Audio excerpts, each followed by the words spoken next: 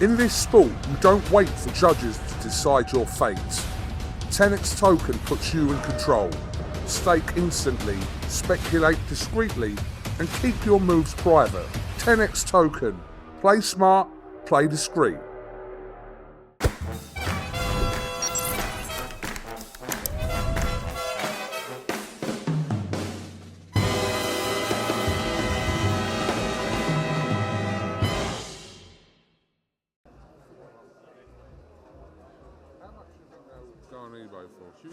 Should we sell it? Should we auction it off?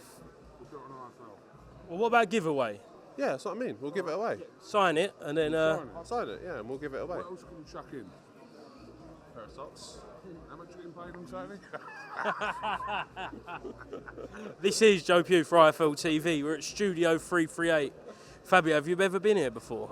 I can't answer that question. Honestly, walking through the doors, I was a bit like, whoa, let's bring some memories back. Yes, probably the calmest I've ever seen. Yeah, for me too. Not for a long time, I'll say. Not for a long, long time. 48 hours away, live on the zone. How are you feeling? Yeah, I'm feeling good, man. Feeling good. Ready to rock, ready to rumble, ready to roll. Look, all this bit is just fun and games now. Just chilling, having a laugh and that, and all the prep, hard work is done. Just building up to fight night.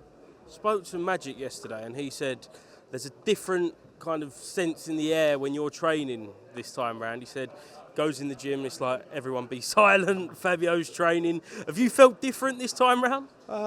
It's not been a conscious thing of like, all right, we need to make all these changes and do it all differently. I think just the intensity of training has been upped, the focus has been upped. There's just detail, I think I would say.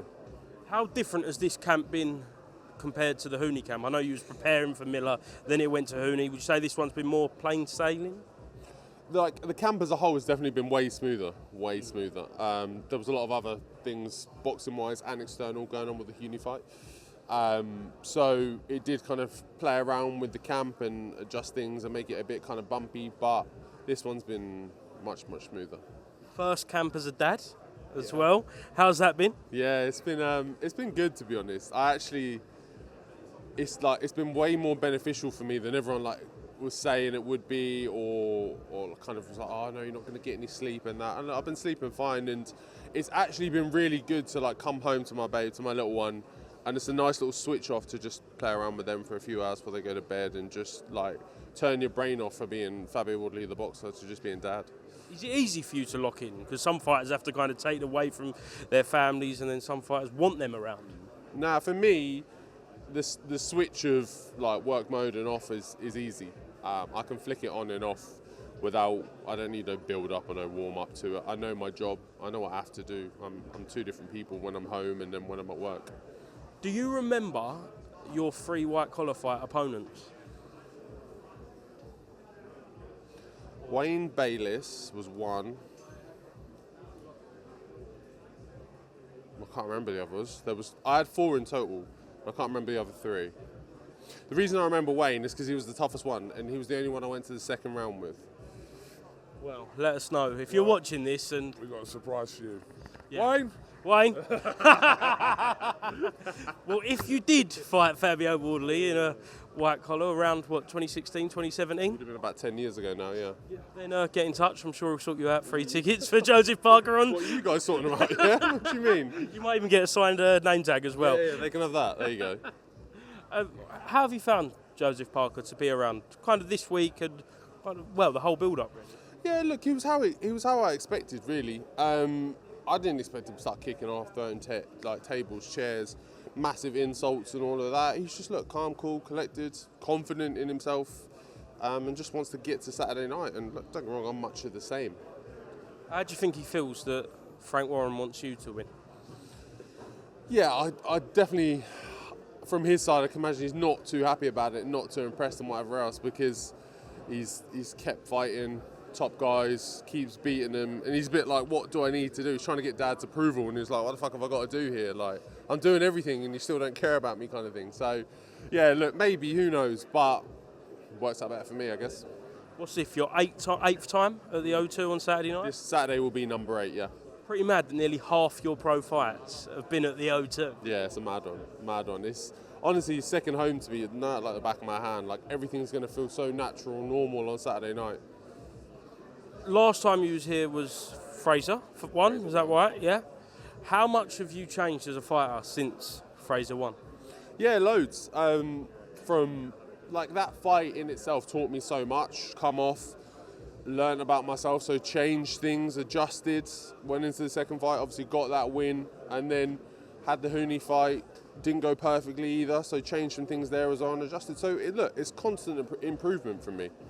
Eddie Hearn said he's wary to bet against you. Do you feel like that's a bit of a common theme? Because the bookies have you underdog, but everyone I've spoke to this week has kind of been saying, we don't really want to bet against Fabio because we all know the equaliser he possesses. Yeah, look, and I think that's been the theme of my career for I don't know how many years now of, oh yeah, this is the step too far for Fab, and then, oh shit, he's won. Okay, maybe the next one's too far, and then it just keeps going on and on. So everyone's kind of either lost their money on bets or whichever else, been proved wrong, and I think everyone's now a bit like, I don't know if he'll win, but I don't really want to say it or bet against him. So yeah, I guess that's credit to me for proving everyone wrong all the time. Could you ever have imagined, especially for the first Fraser fight, in 2 fights' time you'd be 1 fight away from the undisputed heavyweight title? Yeah, it definitely. Look, I didn't know how quick around it was going to come. Don't get me wrong, it was always the goal, it was always the aim, and looking at the list of fighters ahead of me and things like that, and I was always planning to be right there up in the mix, but ultimately I didn't know how long it was going to take. But look, you take the opportunities when they're in front of you. There's no shying away. This is exactly where I want to be. Happy that Usyk said he's staying around until he's 41? Yeah, look, I know everyone had their skepticisms about him and things, but I was pretty confident he was always going to be around for a little while. He's in great form coming off them last few fights. He's not slowed up at all. He's not missed a step. He looks good. So I didn't think he was going to just hang it up now. I think there was a lot. He was looking around going, there's still some more I want to do here. Would you rather Usyk at Portman Road or Usyk at Wembley Stadium? I'd probably say Wembley just because I've already done Portman Road now, so I want to do something new. They're a bit shit at the minute, aren't they, Ipswich?